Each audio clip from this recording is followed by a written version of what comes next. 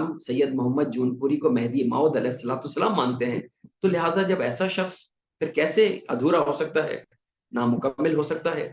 تو جب ہم مہدوی کہتے ہیں تو اس کا مطلب ہے تمام چیزوں پر ہمارا پورا پورا کلی ایمان ہے۔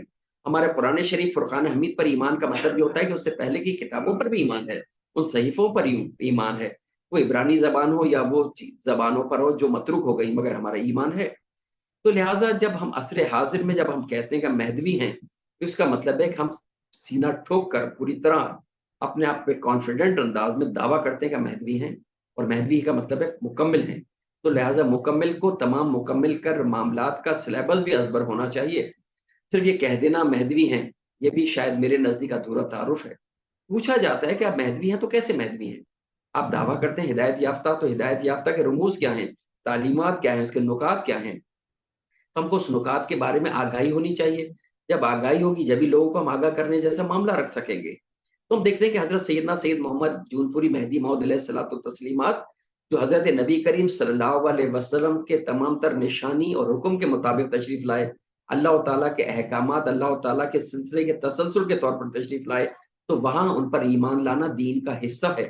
اس کا مطلب ہے ان پر ایمان نہ لانے والے دین کے بہت بڑے حصے سے اپنے آپ کو محروم کرتے ہیں، اس کے بعد نہ جانے کس بنا پر کس برتے پر اپنے آپ کو مسلمان کہتے ہیں۔ اسی میں حضرت امام علیہ السلام کے بارے میں بھی ہے، صبح شام ہم پڑھتے ہیں، تو اسی روشنی میں پھر آگے چلتے ہوئے ہم ایمان لائے، مگر دین کا دامن ہم نہیں چھوڑا۔ میں پھر بات وہیں سے رکھوں گا، وہ رسی کو ہمیشہ اپنے ہاتھ میں پکڑا رہوں گا کہ ہمارے پاس پیش نظر وہ سارے سابقہ ادیان تھے۔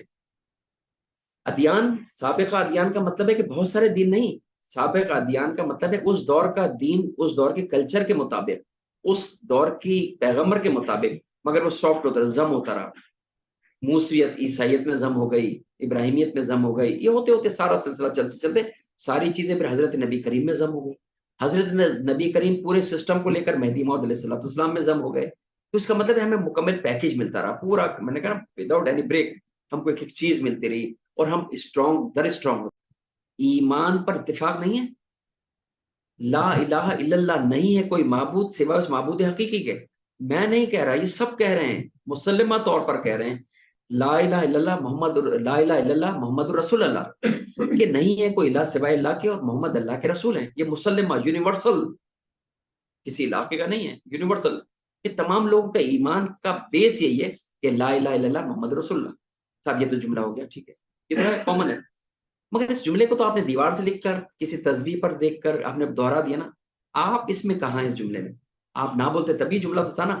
تو وہاں میں پھر کہتا ہوں لا الہ الا اللہ محمد رسول اللہ، اللہ الہنا محمد النبینا، اب یہاں میں داخل ہو گیا، یہ ہے اتفاق، یہ ہے دین کے حوالے سے خوبصورتی۔ اللہ الہنا محمد النبینا، میں اللہ کو الہ مانتا ہوں، محمد کو اللہ کا نبی مانتا ہوں، یہ میرا اوتھ ہے۔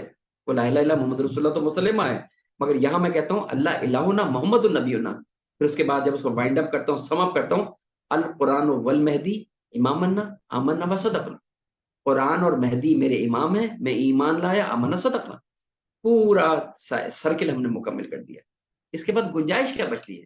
میں نے کہا کج بحثی کرو تو کسی پہ بھی کر سکتے ہیں، کسی کی بلڈنگ پر کج بحثی کر سکتے ہیں، کسی عمارت پر کر سکتے ہیں، کسی گاڑی پر کر سکتے ہیں، کسی شخصیت پر کر سکتے ہیں، انبیاء پیغمبروں پر بھی کج بحثی ہم جیسے ہی لوگ کرتے ہیں۔ میں نے کہا نا ان کے سر پہ سینگ نہیں ہوتے، تو لہٰذا اپنے ایمان کو بچائیں۔